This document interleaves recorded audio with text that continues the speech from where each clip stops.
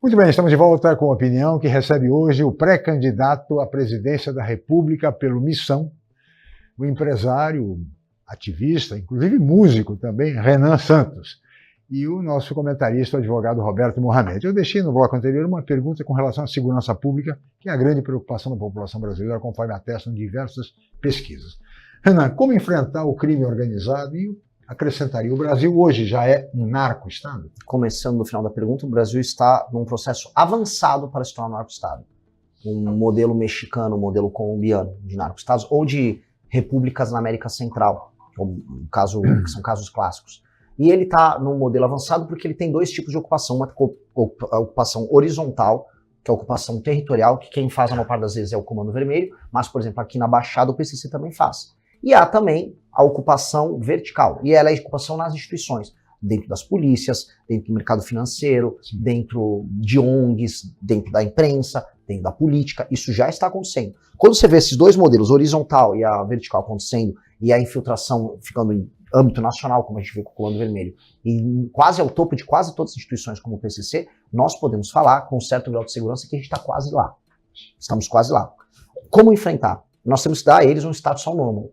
O que é o status anômalo? Nós queremos trazer para o Brasil o conceito do direito penal do inimigo, que é um jurista alemão dos anos 80, o Günther Jacobs, que esteve na Suprema Corte na Alemanha, ali no Tribunal Constitucional deles, que dá um status diferente. Se você é membro de uma facção, isso pressupõe, então, que você está em permanente cometimento de crime, porque você não reconhece a autoridade do Estado e, portanto, você vai permanentemente violar direitos humanos. Quando você faz ocupação de um território e estabelece sua própria lei, você está negando a lei brasileira.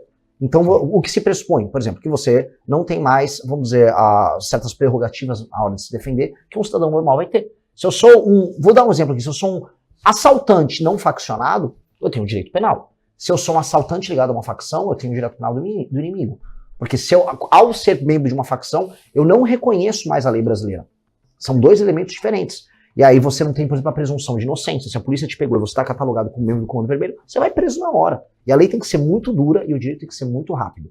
Com esses instrumentos, e aí com o Estado coordenando as forças policiais, coordenando a Polícia Federal, e quando necessário as Forças Armadas, você tem que fazer, de um lado, a reocupação territorial do Brasil, ou seja, nós temos que tomar, todos os morros estão aqui na Baixada, o próprio Porto de Santos, que em grande medida é ocupado por agentes do próprio PCC, que sabem e obtêm informações ali dentro para poder colocar seus contêineros no navio e mandar a droga para fora, é ali onde está o faturamento do PCC, e institucionalmente usar COAF, Polícia Federal para cruzar dados, e aí você pegar o faturamento deles e você debelar, vamos dizer, as derivadas das quadrilhas, que é, por exemplo, vou dar nomes aqui, a REAG, que era uma empresa no mercado financeiro que usava derivativos oriundos de recurso do tráfico, ou festas de funk, MC Rian, que foi pego agora, amicíssimo do Neymar, já que estamos falando em Baixada da Santista, que usava os shows dele para lavar dinheiro. São duas operações que nós temos que fazer. Uma para debelar o faturamento e outra para recuperar os territórios. E eu acho que isso e a gente estou num programa de alta qualidade,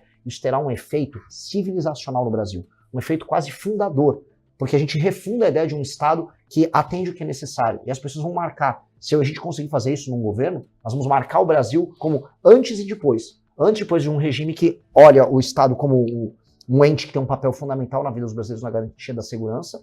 E aí a segunda etapa, que é o que eu chamo de desfavelização, que é tornar aquelas pessoas que vivem hoje sob o comando do crime em cidadãos brasileiros de verdade. Coisa que eles não são titulares de direitos. Então nós vamos fazer isso acontecer. Aí entra uma questão que envolve uma boa parte da direita e que eu estou aliviado agora, quando você descreveu, porque eu conheço o direito penal do inimigo e acho ele perfeito.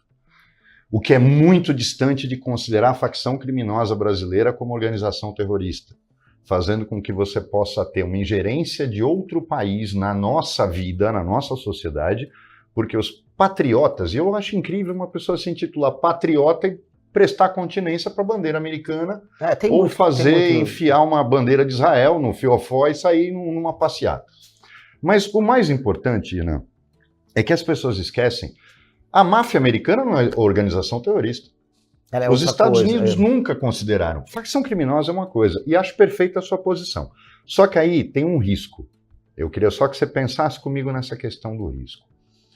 Primeiro, o Brasil, e eu já tive gente aqui, deputados federais que vieram aqui, que vieram aqui e falaram o seguinte, não pode mais criar outros órgãos, criar mais polícia. Por quê? A minha pergunta foi, existe um projeto que está engavetado há 15 anos na Câmara Federal, transformando a Guarda Portuária em Polícia Portuária. Os Estados Unidos devem ter hoje, a nível só, vamos falar de governo federal, umas 10, 12 agências para combate ao crime. E concorrentes, inclusive, entre elas. E elas não têm essa divisão rigorosa de competência.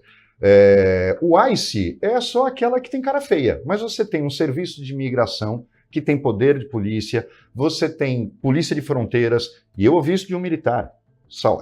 Guarnecer fronteira não é problema nosso. Nosso é defender o país. Nós tínhamos que ter uma polícia de fronteira, federal.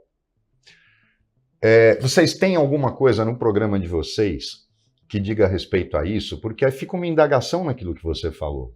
O SNI também dizia, durante o golpe militar, quem era comunista, quem era terrorista, quem era isso, quem era aquilo. E a gente sabe que os caras eram praticamente semi-analfabetos, os caras do SNI. Era tudo milico truculento.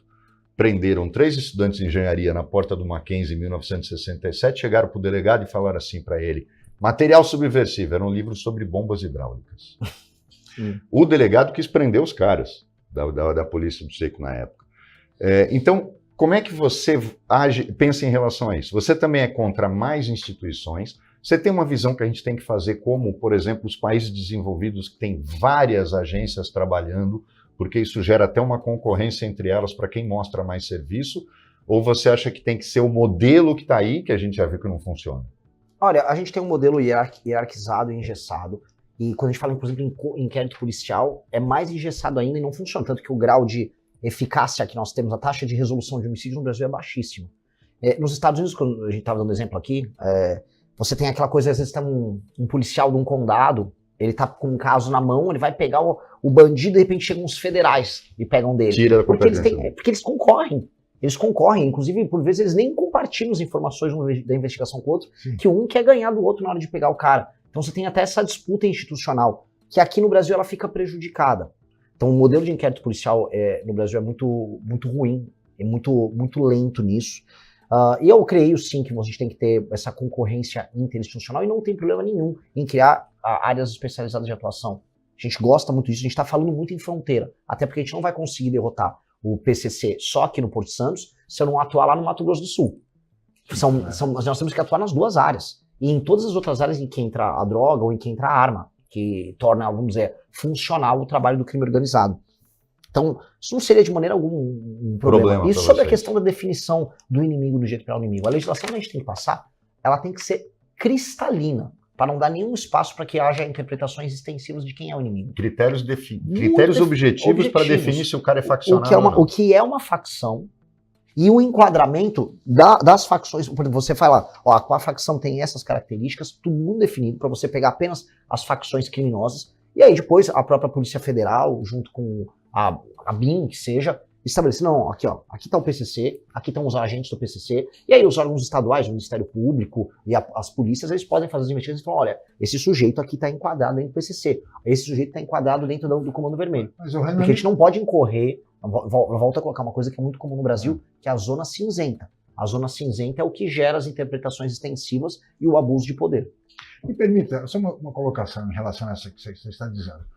Um jovem adolescente que é apanhado com uma porção de droga e é levado ao presídio. Ele é preso. Ao chegar no presídio, ele é imediatamente cooptado pela organização criminosa, pelo PCC. E se ele não aderir, morre. Ele acaba aderindo até por uma questão de sobrevivência, dentro do presídio, dentro da cadeia pública. Na medida em que ele se filia a essa organização criminosa, ele entraria já nessa punição mais rigorosa por ser ligado a uma facção criminosa, que aquela foi uma alternativa para sobreviver dentro do presídio? De maneira clara, você está falando de um caso anômalo que existe, da cooptação dentro da cadeia.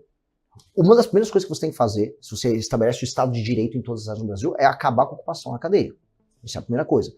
Dois, se aquela pessoa ela está inserida numa escolha que é obrigada a fazer, e a real é, quando você entra numa cadeia no Rio de Janeiro, não sei como é que está aqui em São Paulo, no Rio de Janeiro você é obrigado a preencher um formulário e em que está descrito assim, ideologia. E a ideologia, você coloca Comando Vermelho, PCP, ADA ou outros, que pode incluir, por exemplo, PCC. E ali ou você se afilia na hora, ou você é apadrinhado, ou você coloca a facção qual você faz parte. Isso é uma situação anômala, que o direito ele tem que saber ligar. Se não fizer, morre. Hoje sim.